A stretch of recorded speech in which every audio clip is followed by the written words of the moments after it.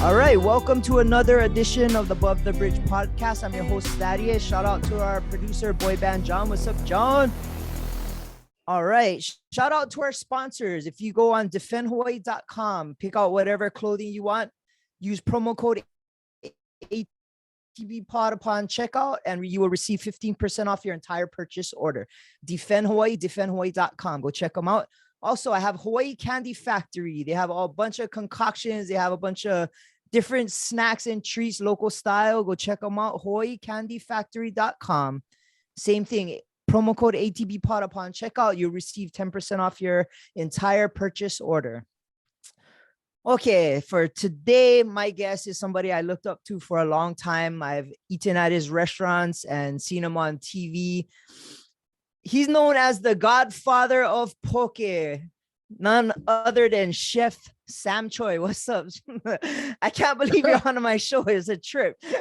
I can't believe that, everybody always says the Godfather of Poke, but, I grew up in Laie, Hukilau Beach, got to really see some of the old timers make poke. Their whole theory was fresh is the key. Very simple. Back then, you had just reef fish, and then every now and then we got lucky. There's some aku would come in. And then, of course, as I got older, then you got to see ahi and ono and all the different kind of fishes that are in the deep. But up until then, enenui, oio, lomi oio, akule, when they used to go surround net, akule. But some of the life lessons I've learned from those people way back when was just to take what you need. Don't overfish. Don't try to, take more than what you need. And that was the thing. And I got to really learn how to pick the seaweed. Back then at Planning seaweed, like Manuel, Limokohu, Inamona, Inamona, of course, is the kukui nut, the candle nut. But, and then the sea salt, we used to go out to Goat Island, go out to Laie Point. And when the waves would crash over the shores and throw the salt water in the little cups and go to Kauku, and the sun would evaporate that, you see all the salt on the top, going there. Nowadays it's dangerous to do that. You don't know what's in those cups, right? Oh, yeah. the salt might look yellow, but anyway. Different kind of flavor. Yeah, different kind of flavor. But so I was really blessed to be part of that, growing up, and watching them throw net, and I think that's why, I really was lucky to grow up in that era. But more importantly, the education and, my parents too, my mom and dad, was very, very important that we, took care of the land, took care of each other, helped each other, as far as educating and sharing and caring, because if we didn't care and we didn't share, nobody was going to do it for us, So those were the real important life lessons. Yeah. So anyway, I just share that, I'd rather have you ask me questions and I can answer them. I think I can, So you grew up Laie then? Yeah, I grew up Laie, Hukilau Beach. My dad was the first the chef to make for the church out there, to make the luau's, to raise money to finish CCH, which is now BYU Hawaii, but back then was called Church College of Hawaii. And then, of course, the groundbreaking of the Polynesian Culture Center. So that was the reason they did the luau every Saturday at about 700 to 800 people. Yeah, was very interesting. And that's how I really got into cooking, because I'd go there and help them on, Friday evenings, and everybody's all, just all the ladies would come in, clean the salmon, make the lomi salmon, cut the onions, dice onions. My job was making the fruit punch on Saturdays. My dad always told me, put plenty ice, make them cold. Fruit punch, pineapple juice, malolo. Hey, malolo syrup. Yeah, fruit punch, malolo syrup, the fruit punch one, and pineapple juice. And that was like, man, that was the first pog without the guava. Yeah. That's like, we used to have that after football practice, the big McDonald's spout at the bottom, the cooler, and then the big paddle. Yeah, there you go. But they had on big stainless steel vat. And when you put the ice inside there, plenty of ice. Keep them cold. My dad said, keep them cold, a lot of ice. You know, the pepper cup, the Lily's pepper cup. But anyway, yeah. that's how it was. You freeze them with ice cake. Yeah. Yeah, there you go. It's like when I was 10 years old. But yeah, you know, so those are really, really blessing times. You know, you not only enjoyed that, but you got to learn a lot. You know, you got to learn how people would teach you how to do things. You know, sanitation, washing your hands was always like first nature. You know, you needed to do it. You know, yeah, that So was pretty much. Your dad was a chef then? Well, my dad worked at Pearl Harbor, and then on the weekends he would be I would call him a chef, man. You know, he did all they had the emo crew, they had the chicken long rice guys, you know, soaking the long rice. You know, those days the menus were very simple, yeah. So they had lomi salmon, poi. Poi wasn't that big, but kalua pig. They used to kalua about 4 or 5 pigs, you know, right there at Hukilau Beach. And then the guys would go out and go surround the net, and all the, you know, the neighborhood people would come help pull the net with the tourists, you know, bring them in. A lot of oil. Every now and then get lucky with some mullet, you know, but mostly was oil. That day was oil. Sometimes you get some nice spool of opelo, not opelo, but akule, you know. So yeah. So the menu was very simple. Bread, you know, loves bread, buttered. Oh yeah. Cut in half, you know, I mean, pretty much that's what it was. Chicken long rice, kalua pig, squid luau, you know, lomi salmon. That was kind of it. That was the menu, but they loved it. You know, and of course, haupia, right? Haupia. Oh yeah, and fresh fruits and pineapple, yeah. That was kind of like, you know, the in thing, you know. Yeah. Yeah. And what you first got your love for cooking at a young age? When was it that you started kind of moving on your own and doing things like by yourself? And you know, really, what was really crazy was that my whole thing was just kind of like wanted to go play football at another level. Of course, that never happened. You know, that never happened because couple things. You know, my size, my speed. So I just went out and played one season, and that was it. You know, after I graduated from Kahuku, when I went to college. Okay. I used to be a punter. I used to kick the ball. Okay. You know, it's funny. A lot of guys see my kids, my 2 boys, and they go like, "Oh, you know your dad? He was an unreal punter, man. He could kick the ball higher than the lights, or he'd kick them like." So my kids look at me. You know, I mean, they look at me. They go, "Oh, Dad, that's for real or what?" I thought, "Why?" They go, "Man, you can't even tie your shoes now, you know." But you know, those are just the fun days of doing that. But anyway, yeah. So I went, you know, to do that, and then of course, you know, homesick, and then you kind of like realize, like, okay, this is not for me, you know. And so I came home, kind of just cruised on the North Shore, just kind of like was not really doing nothing, but, you know, helping around the house, you know, helping cooking with my dad. My dad had a little grocery store. My mom was, you know, a housewife and help, you know, feed, cook us. So I would go and help, you know, cook with her, clean up. And then, of course, I just took a liking to cooking, you know, way young age.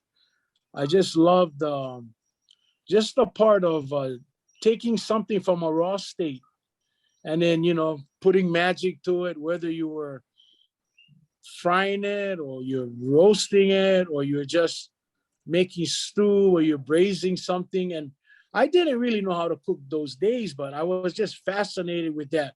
See my dad hunched over the sink, cleaning a fish, then steaming it, you know, putting the hot oil with the ginger, the green onions on top, you know. And then you get to eat it and everybody's quiet, you know, everybody's like this. So I told my dad, I said, how come nobody's talking? He said, because the food is good. When the food is good, everybody's enjoying it, you know. Yeah. So, you know, so those are all the life lessons that I really share with the kids today. You know, a lot of kids, they want to be good cooks or chefs. And then, of course, I had a real lucky, you know, upbringing where I learned how to clean, you know, wash dishes, you know, clean the kitchen. You know, today a lot of kids, they don't want to do that. They like cook, eat, and go home, right? Oh Or yeah, go for or go sure. sleep. But cleaning is very important. That's really, really important. I know. You I'm know, trying to teach cleaning. my daughter that. Clean the dishes. Yeah. Yeah, you know, clean. Everybody help. You know, when everybody cleans, it goes quick, right? Yeah. And so yeah, that's what happened. And then I just kind of like got into a lull where I was just kind of cruising. You know, then my dad told me one Sunday evening, he said, "Hey, you go back to school, go find one job, or go work, go find a job, go back to school, or go find a place for stay." You know, and I was like, "Oh, you serious or what?" That's like You the know, ultimatum, man. Every kid yeah. Well, get you know, down, huh? those days was that's how, you know. I mean, Yeah. they didn't hold back. They didn't want to see you cruising, and you know. And I had Yeah. on Volkswagen, I had on Bugs, so I was always cruising the North Shore with my board, you know. Yeah. Then I figured, I go back. I went sign up for Last Chance College, you know. So I went to LCC. Okay. Yeah, that's what I call Last Chance College at LCC. And We then, you know, call Windward the Windward Community College Kaneohe University. yeah, well, that one never had yet. That was only the state hospital, yeah. And then Oh, now you got Windward Community, but LLC is Leeward Community College. yeah, yeah. You know, that's where I kind of stay at the rail come right through there. Oh yeah. But anyway, you know, all of that was kind of like really important for me to really get serious and in between, you know, throw some fun things in, like try to go back surf. And you know, those days, man, oh. And I was really out of shape too, because you know, almost one whole year I wasn't doing anything, right? Hmm. And you know as well, surfing is a lot of, you got to be in condition. Oh yeah, that's cardio, huh? So that didn't work out. And then I went to, like I said, I went to Leeward Community College, and not even one semester. Then I was kind of like cruising on the North Shore because, you know, I had my friend, we used to meet up on the North Shore, and he and I would go like talk, hey, we go eat. So, you know, go drive-ins, go eat. You know, and then I come home and my mom would tell, how was school? I go, oh, it was good today. It was really good. You know, but my mom go, but how come you put any sand in your car? I said, oh, we'll wind me a bit walking on the beach, go swim a little while. It was hot on the way home before. You know, already she knew. You know, parents nowadays, now those days, they know. Oh yeah. They know when you were, you know, Kaloi, you know. Yeah, they get the spider sense, huh? Yeah, they get them, man. They just look at your eyes. They go like, I know you lying. But Yeah. anyway, so I kind of like didn't do anything, just kind of cruised. And then the ultimatum came up again, but really more stronger. And then finally my mom said, hey, you know, Kapilani College in Pensacola, you know, where McKinley High School is. Yeah, yeah. So that's where Kapilani used to be. Not now. Today they get big time. They get big campus out Diamond Head. But Yeah, anyway, yeah. I went over there that summer, you know, went sign up. My mom would stand in line, get all my classes and everything. I was in the car waiting for her, telling her, oh, hurry up, mom. I like go eat. We stay in Honolulu, man. I like go, you know, I don't think it's Zippies, but had like flamingos and some Oh other yeah. small Leaky kind leaky of drive restaurant. in. Yeah. Yeah, like that. Yeah, leaky, you know. Hurry up, mom. I like go eat, you know. And of course, Chinese food too, dim sum, right? Oh yeah. But anyway, you know, kind of like she got all my classes, everything, and then I, you know, she signed it. She told me, "Oh, you got to sign here," so I signed it. And in the meantime, I signed up to work at Crouching Lion. You know what Crouching Lion is? Yeah, yeah. Okay, so Crouching Crouching Lion, Lion in, huh? yeah. Well, now it's owned by Japanese people, but before it was Lester family, local family. Okay. And I used to wash dishes over there. I loved it. You know, it's not like today we get all the automatic dishwashers, right? Oh yeah. In those days, man, you know, I didn't know till I was later. They told me, oh, what you doing? What you started doing? I said, oh, dishwasher. They told me, oh, you know what? My father told me that's pearl diving. You was a pearl, you was a pearl diver. So I loved it. I was a happy pearl diver. You know, and then I started, you know, like really enjoying it. So going back to Kapilani, went the first day of school, walking around on the campus. They were just finishing up their summer school program. So they had a nice buffet coming up. I walk in the ice box. I look, man, I see all these shrimp cocktail on this pineapple. I went like, wow, man, this is amazing. So of course, coming from Laie, you got a taste, eh? So I pulled out one shrimp, I started eating, I'm going like, oh man, this is ono. So I just started eating them all, not eating them all, but eating as much as I could. So I turned the pineapple around so they cannot see the other side all bowl of air. Man, that's when I came out of that ice box. I told myself, man, this is like love at first bite. I just loved it. I just enjoyed it. And I just told myself, I am going to really enjoy this field, cooking. Yeah, so then I just cooked one semester. That was it. Then I got really involved in cooking. Oh, wow. So Kapiolani had culinary arts back then. Yeah, too, they had Walter Shees, Siegfried Wiggins, Mrs. Ho, Fuji. Mrs. Fuji was in charge of the culinary program. Walter Shees, they had all the pioneer guys of the culinary school at Kapiolani at that time. They were the really founding fathers of that school, with the UH program. Yeah. So yeah, I think Walter Shees is scattered in the garden over there at Diamond Head. His ashes. Yeah. Yeah. Oh, so he was one of, yeah, I'm an OG, man. OG. Cooking. OG, bro. OG. Not oh God. Old guy. Old guy. Original gangster. Yeah, kind of like that. But I never did. I got no tattoos because my dad told me if I had a tattoo, you scrape it off with his pocket knife. Oh yeah. Don't ever get in. My mom said, don't ever get in trouble because you stay there. So I was like, I was always kind of like just okay. But yeah, so I just my dad was always work hard, work smart, and always be respectful. Those are the things that he always mentioned to me. Oh, not only to me, but my brother and my two sisters. Always work hard. Be kind, share. Care for each other, be helpful, be a team player. And so I just kind of like was really lucky to have those great quality upbringing. Yeah, for sure. Yeah, I'm so thankful. Never, knocked on wood, never get in trouble. Maybe got in trouble my later years, but wasn't that kind of bad trouble. Just maybe just kind of like wanted to do my own thing. But yeah, of course, you gotta help out, and everybody gotta pitch in. Yeah. But yeah, so I'm just thankful I had that opportunity to go to Kapiolani for one semester, worked at Crouching Line, and then the big show came on. Yeah, what was that about? How did that happen? Well, after working and getting all my years of experience as pro diving, I kind of like, was in between. I was starting to cook, go help the cooks out at Crouching Line. They didn't have gas burners. They had a charcoal Calvi wood burner. So all their steaks was cooked on that. The fish was either broiled or sauteed.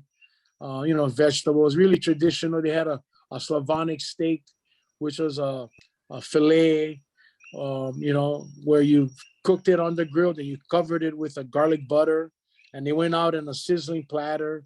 So yeah, and then they had a real famous a shish kebab, like on a long skewer, a flaming shish kebab, so, it was kind of like those days was like hot, right? There was a real in thing, And then my parents, we always went out to dinners. We went out to dinners when we were young. When we could remember to order. My dad always told us, whatever you order, you eat, And of course, you kind of like look the menu, you don't know half of the things. So you kind of order something and try experiment. And of course, so that was like on a Wednesday or Thursday night. We did that as a family. We went out to a restaurant. Yeah. And then on Sundays, my sister, them all went Kamehameha, my brother. So we had to drop them back by 5. But before that, we'd go watch a movie, Hawaii Theater. Used to watch a movie, then have dinner. Chinese. My dad, he ordered Chinese food, all in Chinese, Oh, nice. Yeah. So, man, we look forward for that meal, Kao yu, ginger chicken. Back then, by Hawaii Theater had a Chinese restaurant called Tintin's. Yeah, that's right. Yeah, had that Chin Chin, had not only Chin Chin, but had the one everybody used to go at the night, go bring order the Wo Gao Ji Min. Oh, what is the name of it, man? But anyway, the local guys used to bring their own pot and put their soup in and take them home. Oh, nice. You chin chin we kind of throw my mind off, but then I got towed in from Hilo, but no, that's way back. Oh my gosh, I know a lot of people watching this. You get million people watch your show. Give or take. You're the man. But anyway, had that restaurant, had that Chinese restaurant. And we used to go eat there too, but have another one called Young's right around the corner from, that area. And man, I tell you, we used to eat so much, man, come home, sleep on a car all the way back to the country, Drop my sister them off, and because they all had to be back in Kamehameha at 5 o'clock, Oh, dorms. The dorm. They're all, those days when you live in the country, you have to dorm, man. Yeah. Yeah. So anyway, that was my upbringing. And then my big movement came, I applied for Turtle Bay. Okay. Kuilima. Remember Kuilima? It was called Kuilima way back when. Yeah. Kuilima. And then I was like so excited, went into the HR, human resources, and they said, oh, we're not going to open until April. But this was like maybe 2 months before that. You had to apply and get all your, your credentials, everything in. And, kind of like, man, was like showtime. I told myself, man, looking and building the hotel way back when. You've been to Turtle Bay, right? Yeah, yes. Yeah, so, even today, they really redid it. It's, all renovated. You go down there, you can see all the big surfers over there. Jamie O'Brien has his surf school over there. He sells all his boards and stuff there, man. Him and his partner, not Kekai, Kaikea. They're like, they run the surf school over there. But anyway, you go there, get all the surfing. But anyway, I worked 11 years in that hotel.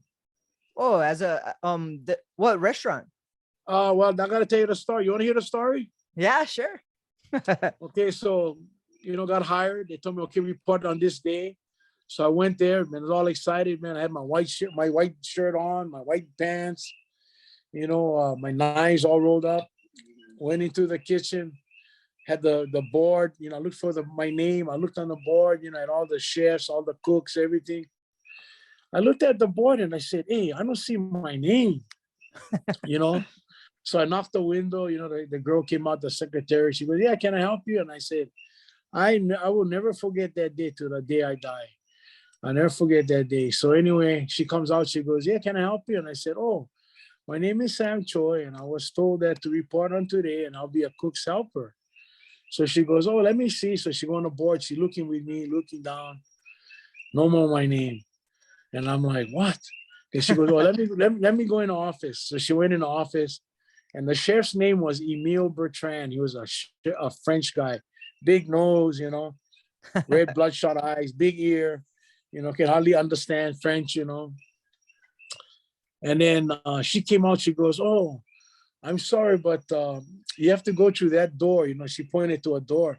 So I'm thinking like, okay, the door I walked in was on my left, on my right, but the door she's telling me is going to the left. So I told myself, okay, that's not too bad. At least I'm not going out, They're not kicking me out.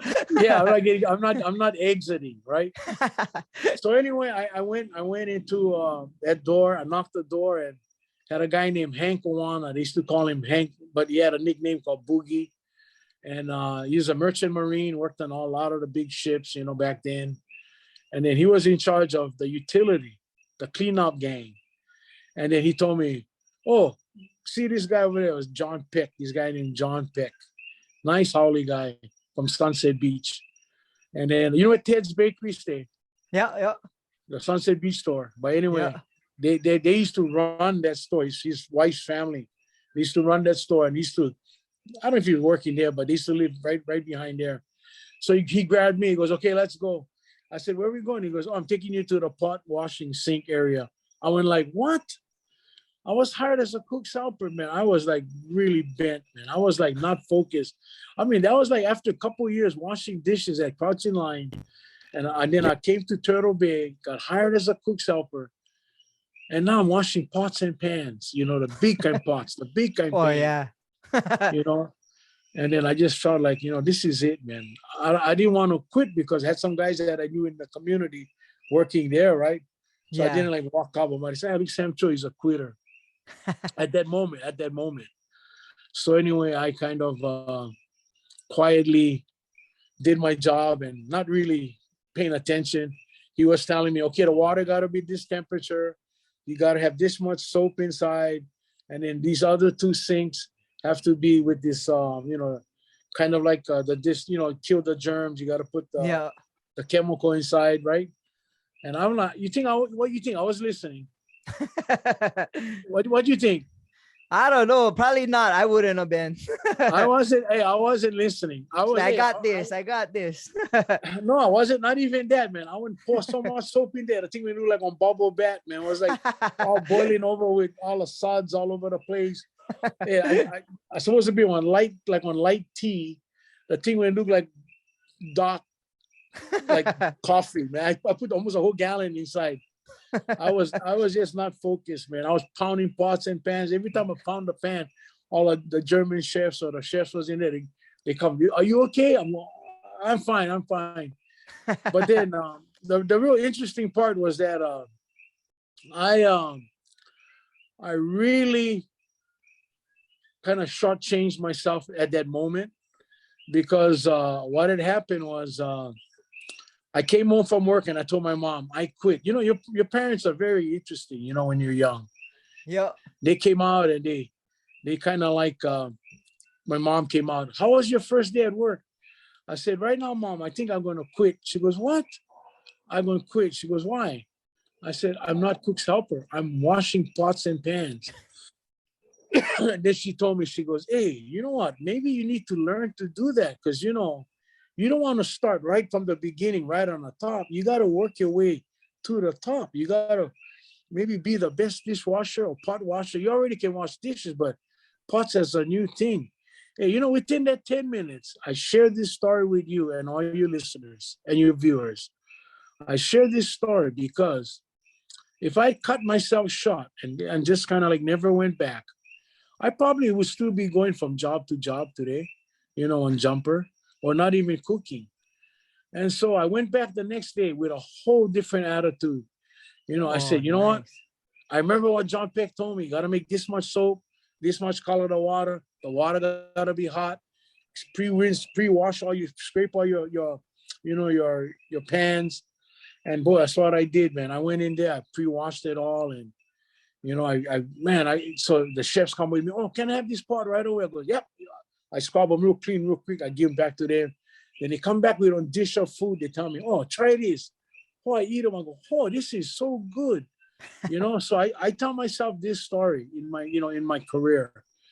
If I had let myself get the best of me with my bad attitude, I would never learn and I would never have gotten to learn some really good dishes from these chefs, that came from Europe, So that's why I share that story. When I lecture kids, I always tell them, you got to go to school, you go learn, even though only in one semester.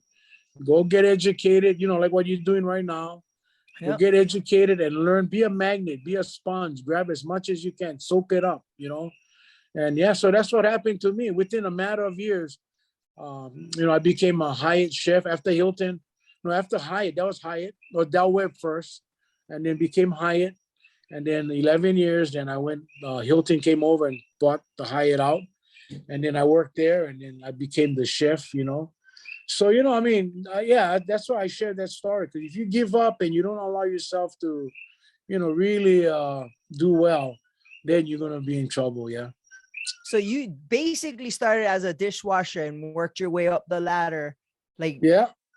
So your mentality had to be strong. Like you said, like anybody can be a dishwasher and be a dishwasher for as long as they want. But someone with a better attitude can change that kind of trajectory of how your career is going to go, and you level up gradually. And next thing you know, you, like you said, you're a chef.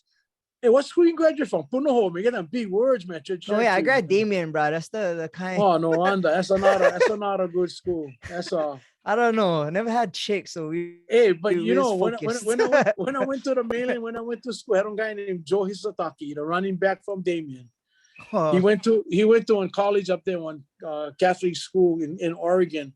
Oh, or no, St. Martin's, I think it was. But anyway, I got to meet him, man. That guy he was a bad athlete, man. But he came from Damien. we had one good one then, at least. Well, you guys had a lot of good people. But anyway, yeah, Yeah. so that's what happened. You know, I just my attitude and my foundation was very good, you know. I mean, I'm still learning, you know, because I've been married a long time, and I'm still learning from my wife. She's still teaching me to be calm, be nice, you know, keep reminding me, you know. Yeah. But you know, I really am thankful for those years, you know, and I could have been retired from the hotel industry, but I just felt like, you know, I needed to do something more, and I needed to more or less I can reach out to more people by doing what I'm doing and really helping people and sharing my love for food. You know, one story I want to share. My dad taught us when we were really young. He said, you know, you might not remember what you ate a year from now at a restaurant you go to. You might not remember how much you paid for that meal a year from now, but you're never going to forget how you got treated, you know? Yeah. And you know, I tell you what, you know, that has always been my motto. That has always been my, you know, not only my motto, but that has kind of been my corporate mission statement, you know? You just have to, you know, and care for each other. You got to care for Yeah. each other. Yeah. That being said, I could always relate that growing up, my parents would always be a fan of your food, and we would go to Nimitz to your Crab house. yeah. And like you said, I always had I couldn't tell you what I ate, but I can tell you the experiences I had, the people that were there, sitting in the boat. You guys had the boat that was inside. Yeah, that was pretty wild. Eh? Yeah, and that's part of my childhood. Like whenever it was a special occasion, or we're going to Sam Choy's, I'll be like, yup. It would be like a event for me because it's something different. Grew up Kaneohe, so we go in town for that. It was super, super fun. And it's something that was in my childhood that I'll always remember. And like you said, the experience always stuck with me. I gotta be real honest to you. We had great employees there. They worked really hard. Managers, employees, the cooks, you know, they gave their all is there. And you know, they made that dream come true, you know, and it's just you know, time to move on in life, you know. So now all my restaurants are all on the mainland, all in Seattle. We're based out of there. I'm opening a new one in Incline, Nevada, which is right there on Lake Tahoe. Oh wow. And you know, we have a restaurant in New Zealand, in Auckland, you know, wow. And yeah, so you know, I'm kind of really blessed, and I don't know, still going. You know, most guys would be thinking of retiring, but still going. But anyway, what else questions you got? Okay, so my daughter and I are super big fans of the show Chopped on Food Network. And I told her, oh, I guess somebody that was on Chopped that's going to be on my show. And she's like, oh, you got to ask them all kinds of stuff. I was like, okay. So that being said, Chopped, use on Chopped, right? Use on Chopped and Iron Chef. But Chopped is our show. It's me and my daughter watching while we even practice at home. Yeah. How was that experience being there for real? Let me explain Chopped. You know, Iron Chef is a little different. You got a lot of people helping you. Yeah. You know, you get to see the food. You kind of more or less know already what you're going to be doing. Chopped, when you open that basket, you know, you're thinking on your feet right now. You know, you don't got more than whatever minutes they give you. 20 minutes to do the appetizer, 30 to do the entree, and then 30 minutes to do the dessert. That's it. But the interesting part is really intense. You know what I'm saying? Yeah. Because the way they designed that show, out of any competition show, cooking show, that is probably the most purest cooking challenge that's out there right now. You know, the producers, they don't know. The only person that knows is the person that is the narrator, not the judges. The judges don't know too. They don't know what's in those boxes. So we come in the kitchen, they let us look, or we did outdoors, we did the barbecue. So I'm Portuguese out and my hands going all over the place. Like you said, you know.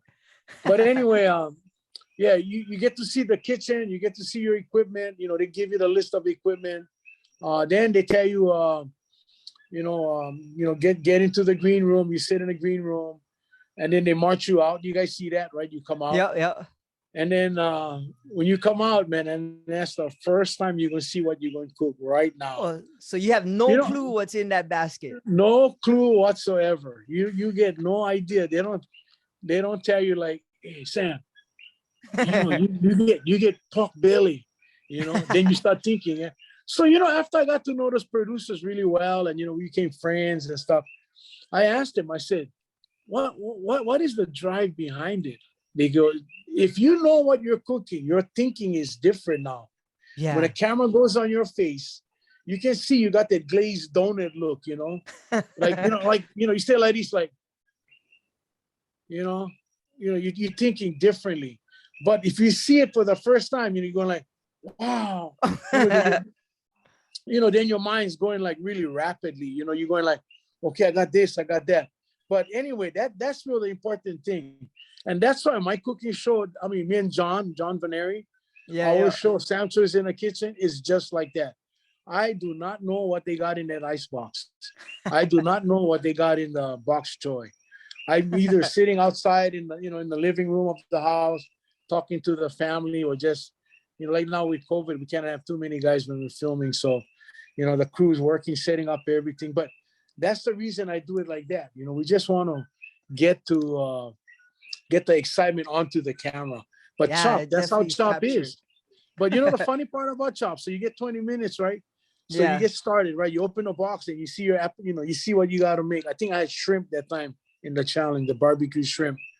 But anyway, you look up at the clock. There's clocks all over the place. Got these big clocks, like right over, digital clocks.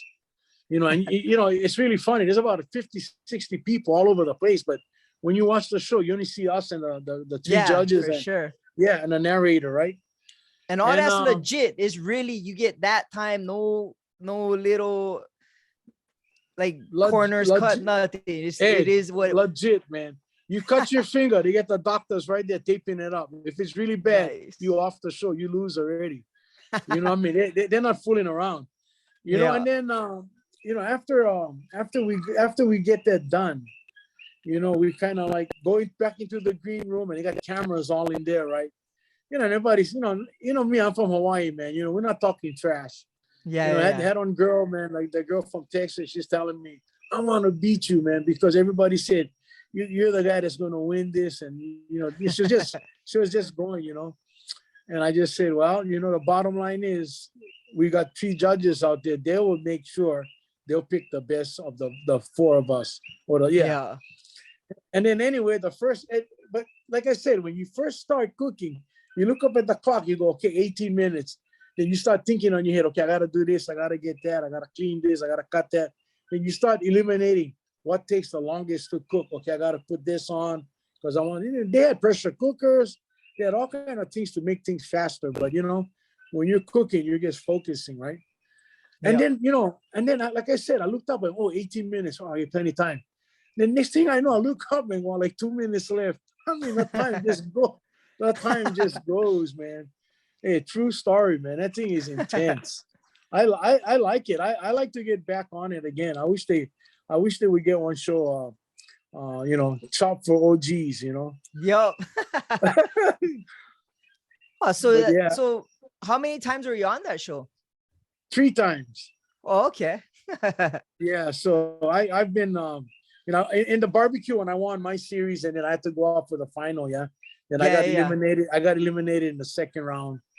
But it's like they all looked at me. The producer said, "Hey, and then Adam Sanchez, and I became good friends. We always was good friends. But this after I lost, he goes, I lost 2 times, man. At least you won. I lost 2 times. Aaron, he told me, hey, forget it. He told me like this. Just think, Sam. 20 million viewers saw you lose. I said, Ah, they oh, saw wait a you minute. win too, though. Yeah, I said, wait a minute, man. I don't want to go down as a loser, man. I'm from Kauku, man. we gotta go hard or go Yeah, home. that's in the DNA. Yeah, that's in our DNA, man. But anyway, yeah, it was very, very exciting. You tell your daughter that's the real deal, boy. Okay, because Yeah. okay. So what? How did you practice for that? Like you just Well, throw random stuff, or well, you kind of like there's really nothing to really focus on. All you got to remember that whatever the protein will be, then you know what's in the kitchen. They show you what's in there. Your vegetables or your sides and stuff like that. So all you got to focus on grabbing your protein that's in that box, and right from there you got to start your wheels going. It's kind of like it's kind of like what we do on my cooking show right now. The only difference is we don't have 20 minutes. We got a little bit more longer time. What But was the craziest ingredient they gave you? What was like, oh, how am I gonna work this in there? Okay, wild boar was not a problem. Shrimp was not a problem. Oh, they gave me the prickly pear, the one from the cactus. But down is just like lily koi. It's seeds, yeah. Okay. So when I made mine, I made them with the seeds for the dessert, yeah.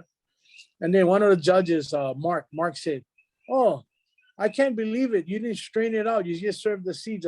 Then I told him like this, well, where I come from in the islands in Hawaii, we have a passion fruit that has seeds.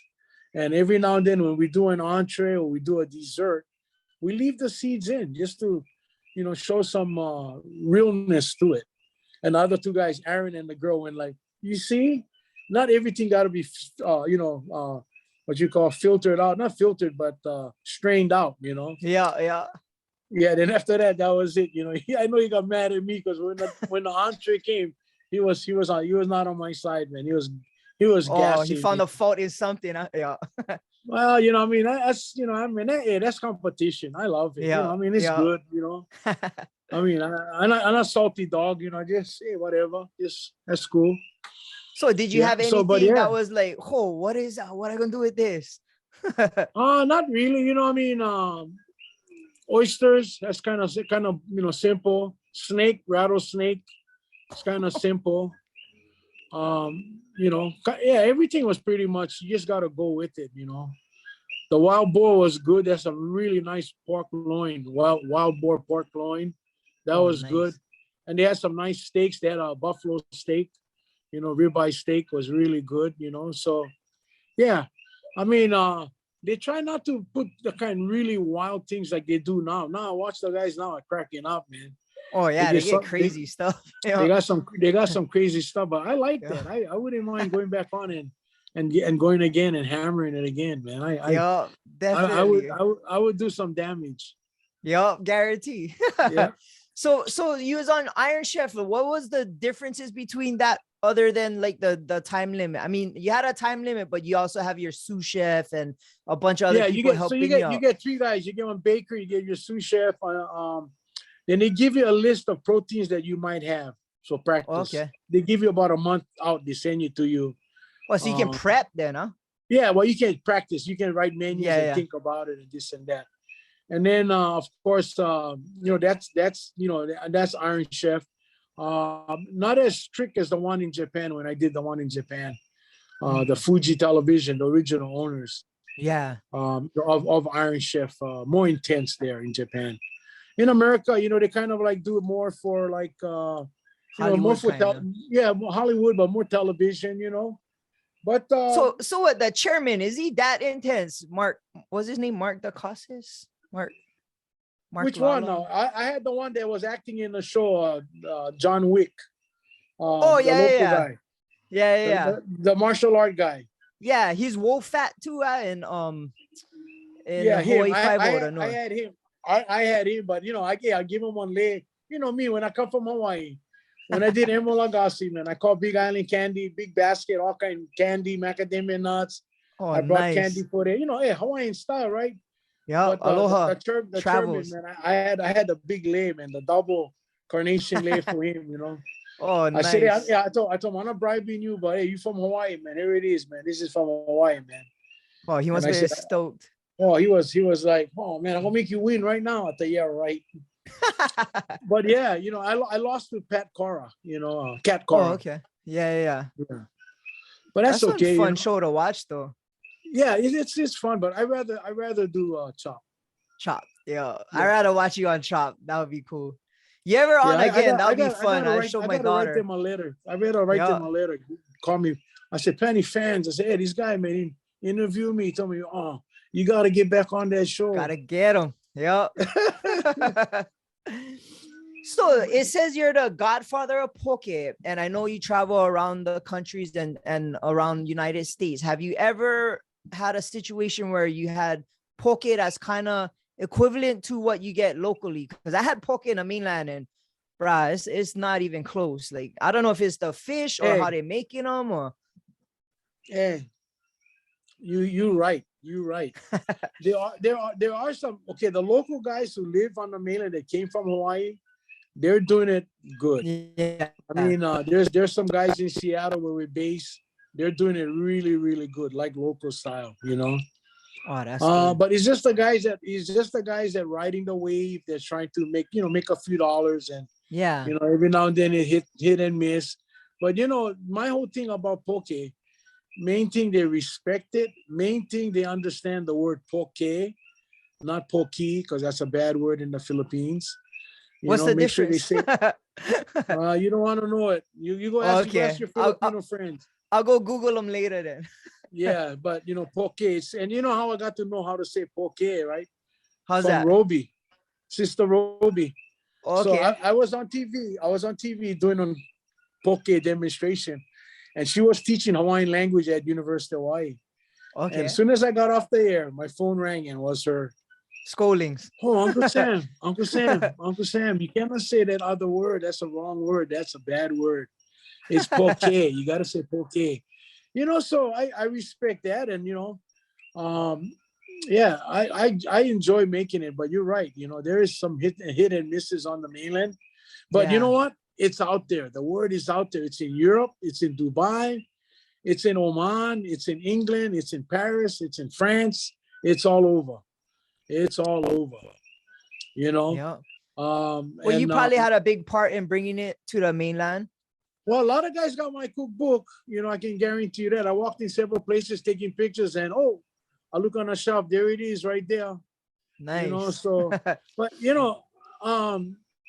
I just really am blessed and thankful that not only me, but everybody who worked really hard to get the poke name out there all deserve a pat on the back, because it is definitely huge. I've done so many. I'll show you having one in Vegas coming in May, poke contest. I'm having one in Kauai. I've been doing Okay. poke contests for the longest time. We used to rock them here on the Big Island over at the Prince, Apuna Prince. It's all about just sharing the love for poke. you know, and I'm really thankful that it has gotten that far. I remember doing the big fish fry in Washington D.C. when I got invited by, the people from Hawaii who in the fishery division. All of them said we got it because a lot of big name chefs go there. It's a big thing in Washington D.C. It's called the big fish fry, and so of course I wanted to roll my poke out there. And in the beginning was really tough. So everybody's all out there, got their booth, their tents, everything. And man, I look at the line, and Wolfgang Puck's line. The line was out the door. He's doing like some kind of fried fish, and Paul Perdome was doing blackened fish. The line was around the corner. Then I looked at my line. They had only all the Hawaiian, Danny Noy, all the guys from Hawaii. They were there with their poi. I had to bring poi. They said bring poi for them, right? Oh yeah. So I had my poi, everybody eating pork. Yeah, Mr. Akaka, everybody over there. And I'm like, man, I got to do something, man. I got to get people over here. So I said, hey, you know what? Maybe the word poke not really that good for us. They don't know what it means. So then I said, oh, fish tartar. We got fish tartar. Man, next thing you know, guys come on, whoa, man, this fish tartar is good. like the beef I tartare, just right? change the name up a little bit. Yeah, Yeah, yeah. I just had to change just for that moment. Hey, man, next thing you know, man, the line went around the corner, man. I was like, yeah, baby.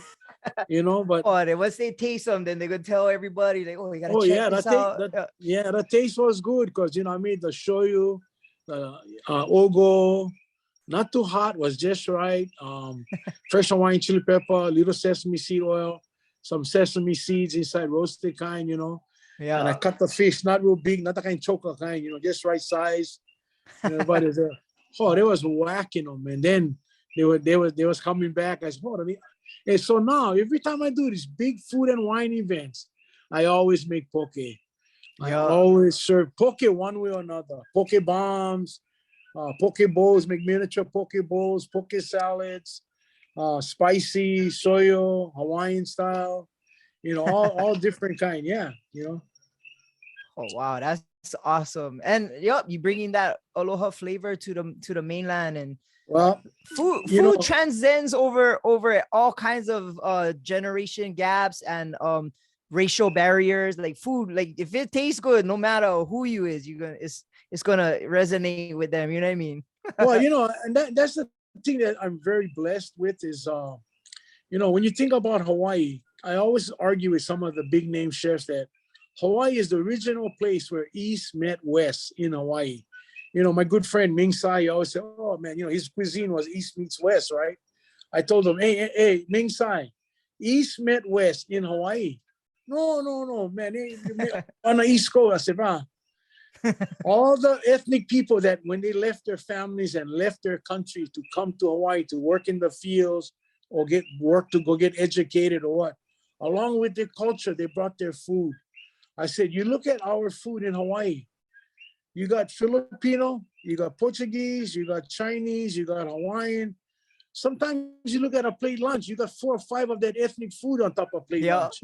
So that's Howley what Mac tells salad. you. Yeah. Howley Mac salad with that. Now we make ulu salad. Yeah. My And then dad we make make that. Yeah. Okinawan ube. Hey, Oh let me yeah. ask you this question. Where does ube come from? That's Okinawan sweet potato, right? Yeah, but where it comes from? I don't know. Okay, so recently we were in film with the Okinawan Chamber of Commerce out there in Pro City.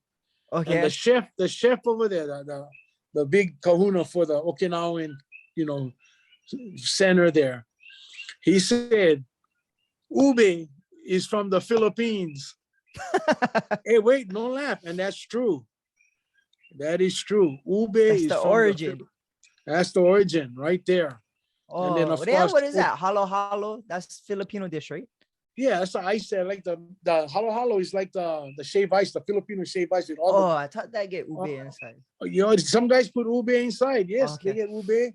Olena, get Olena. The restaurant in Honolulu called Olena. They got Yeah, yeah, all yeah. kinds. Yeah, they get good stuff, man. They get some unreal stuff. Yeah, so that's where it's from, man. It's from the Philippines, ube. Oh, that's good Hey, to know. it's just like Loco Moco. Loco Moco is originally from a family in Hilo. And you know how I know this? How's that? So when I did NBC Dateline, I they wanted to see a Loco Moco. So I did the regular Loco Moco. I did a spam Loco Moco. I did a fish Loco Moco. I did a chicken Loco Moco. And I told them, I said, this dish, it originated from Hilo. Oh, wow. And yeah, and they said, oh, really? I said, well, and I told them the story. Because I heard the story from a family member of the family and they're from Okinawa, the original family, the father and the mom. And Okay. was a bunch of guys from Honolulu went to play softball tournament back there before the war. And they just showed up one morning and, kind of caught them by surprise. And of course, it was a kind of slash bar and diner kind of thing, right? Small little cafe kind of thing. He had a big pot of gravy because hamburger steak, right? Yeah. Fried onions for hamburger steak. And then always had rice, right? Eggs, breakfast, got to put eggs. So Yeah. he remembered that from Okinawa. So he put it all together, and then he served it to them, right? Rice down, hamburger patty, fried onions on top, brown gravy, fried sunny side eggs on top, went out. Hey, those guys said, what is this? What do you call this? And they went, oh, loco moco. And that's how it happened. Oh, the And the dawning reason, of it, huh? yeah, so the reason I say that is because when I got the show on NBC Daylight, a lady called me from San Diego, and she was the granddaughter or the great granddaughter of that family. Oh, wow. Yeah, and she was in tears to tell me, "I'm so thankful you didn't say you invented it, and you just said, hey, with food, I even like fried poke. I made it popular, but every time I get gas from people, oh, my mother didn't used to do it, or these guys, or the guys who own local restaurant, oh, I did it before Sam Choy. I don't care who did it. I made it popular, But I mean that's the thing about food. You Level cannot, them up. yeah, you cannot. You got to be thankful. You got to be very honest. You got to do your homework. You got to know where it's coming from, right? Yeah. And that's why I always say, like, in Hawaii we're so lucky. All the ethnic food is right here in Hawaii. You got the best. Plenty for play with, huh? Hey, plenty to play with, and guess what? Everything tastes ono. If it's not good, local people are not going. Yeah. And if it's 100%. And you know why people eat plenty rice in Hawaii? Because the food is ono. Yeah. You know what I mean? Yeah. Yep. So say you go out to dinner, like what is the genre of food that you like the most? Like what is your favorite? Well, I was really blessed, in this pandemic time. I was staying in Honolulu a lot with the Otanis, D. Otani Produce, local company. Okay. Yeah, very, very local company, hard workers, the whole family, the kids, the mom, the dad, I was staying with them, and I got to eat some really nice restaurants, back then, in the heart of COVID. If not eating out there, they ordered to bring home, at the house.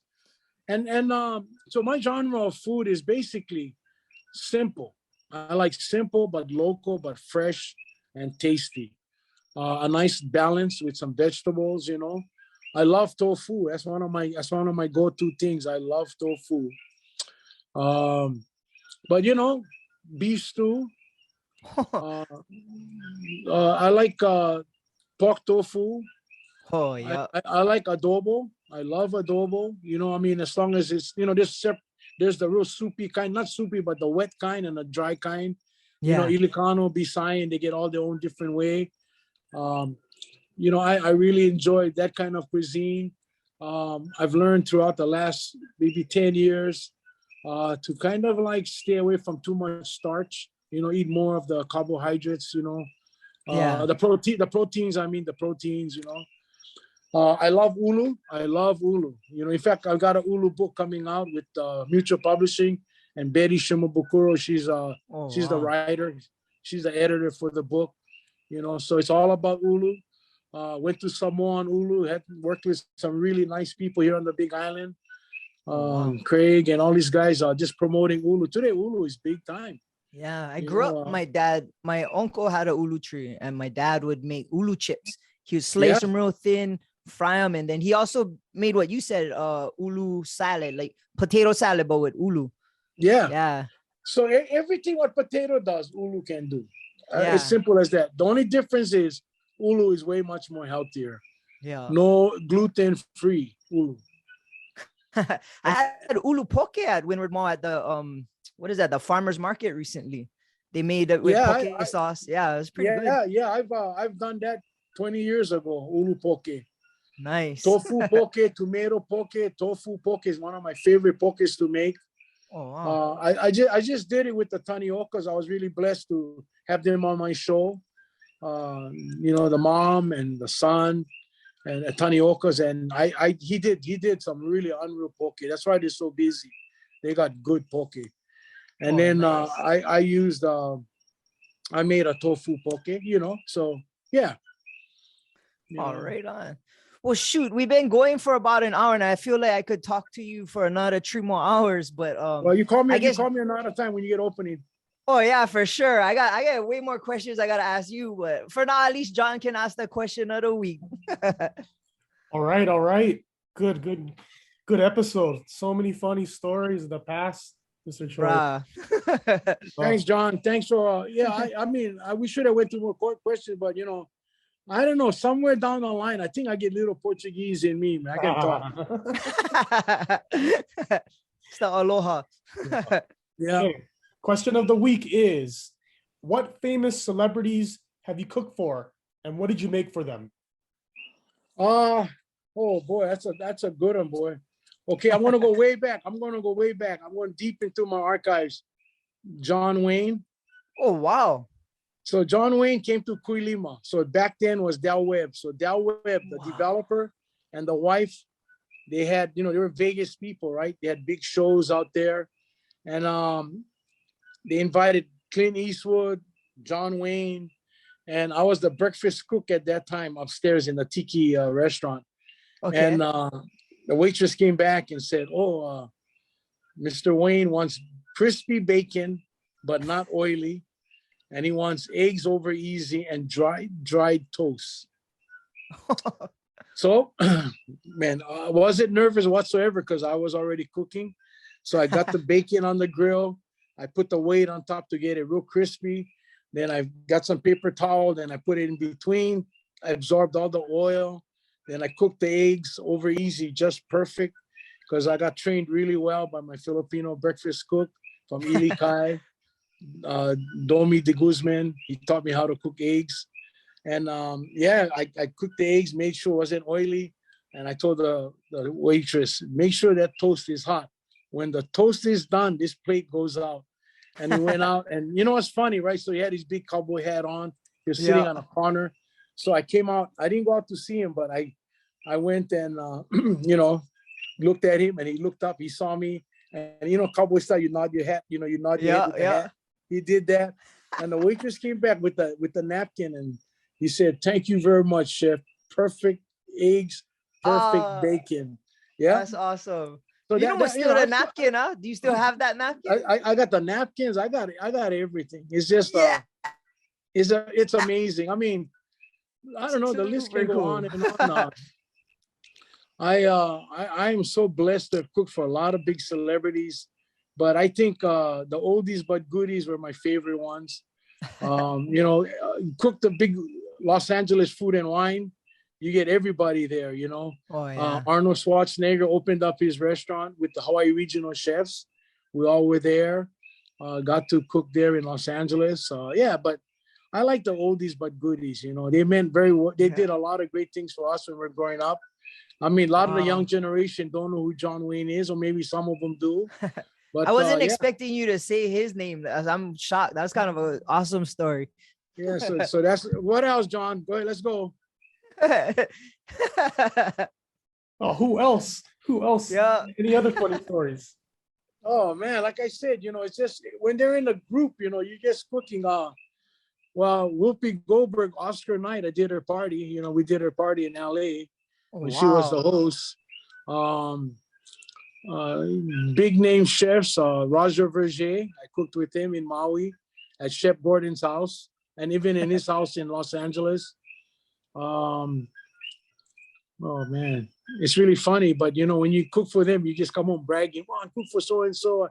I was at this event, I cooked, and they had my food, and the list just goes on and on.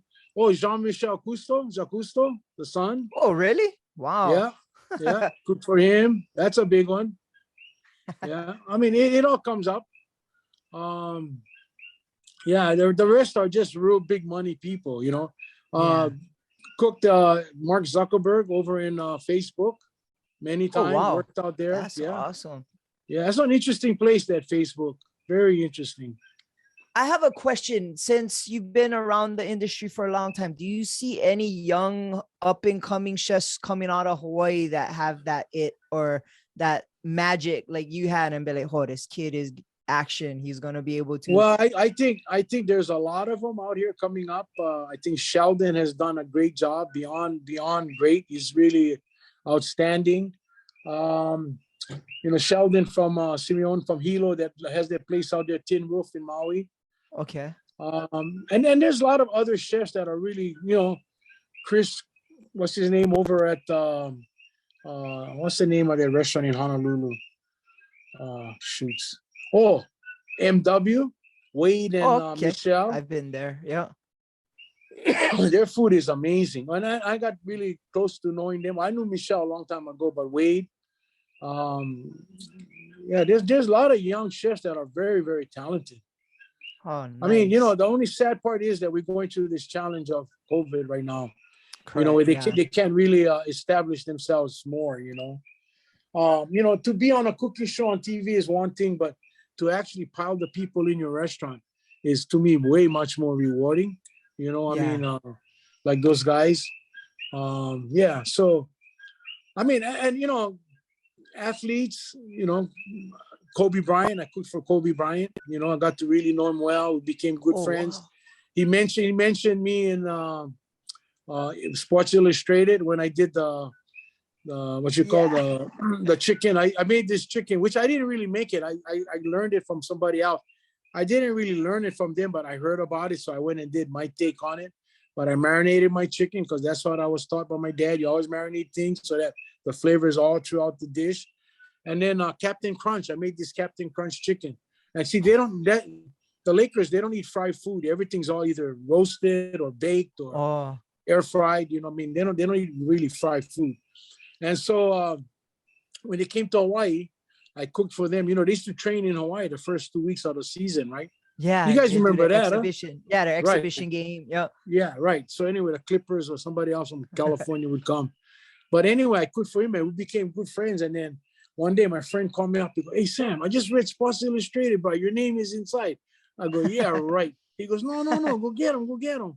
Then I went to, like one market and I seen him on the Well, you thought shelf. it was for your punting days, huh?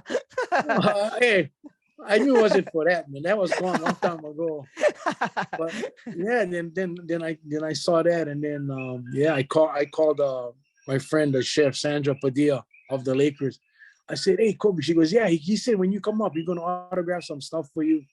So I Wow. got balls, I got jerseys, I got his shoes, and That's the funny awesome. part, me and Sandra Padilla, who is the chef of the LA Lakers, we kind of like very good friends, and I took her to Punta Mita, Mexico, 3 years ago, and it was I think it's been 3 years now that he had passed.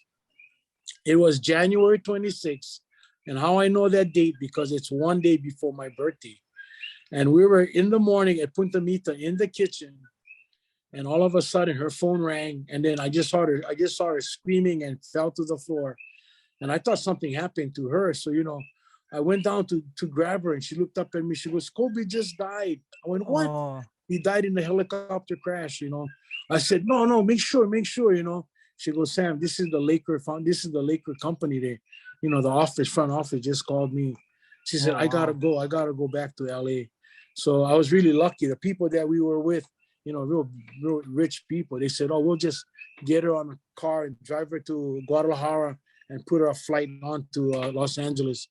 Yeah, so every time I was out there just recently out in Punta Mita, and all the guys were telling me, "Hey, how's Sandra?" I said, "Oh, she's fine." So we called her, and they all talked to her, said hi, and because that day Oh, she left, everybody was sad. yeah. It was on rough for Oh, everybody. I mean, that was rough, that was sad, unfortunate, really unfortunate. yeah. But Yeah. yeah, good for him.